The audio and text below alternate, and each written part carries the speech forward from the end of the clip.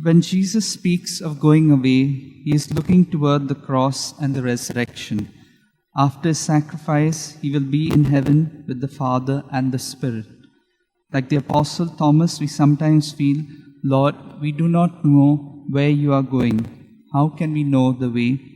Although Jesus has gone away, we are asked to walk in his footsteps, trusting that his way leads to eternal life. One way to follow him is a kind of mindfulness, letting us become more aware of the Spirit within us.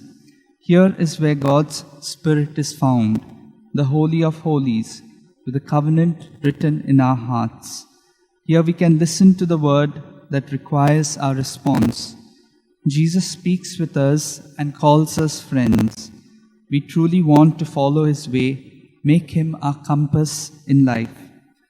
Paul and Barnabas moved out to new territory, to live in places that seemed outside the range of God's people, but were not really so. They needed great courage in order to bring those people to Jesus. As Paul put it, we must undergo many trials to enter the reign of God, but along with bravery, we are also called to promote peace.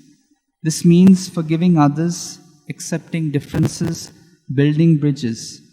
His words remain. Peace is my gift to you. Do not be afraid. Pope Francis has urged us to be joyful in living by our faith. In this we can depend on the Holy Spirit. Among the names of the Holy Spirit are Comforter and Advocate. So we pray to him, heal our wounds and strengthen us, renew on our dryness pour thy dew. That I may learn to joyfully follow Christ, let's pray for this grace for one another.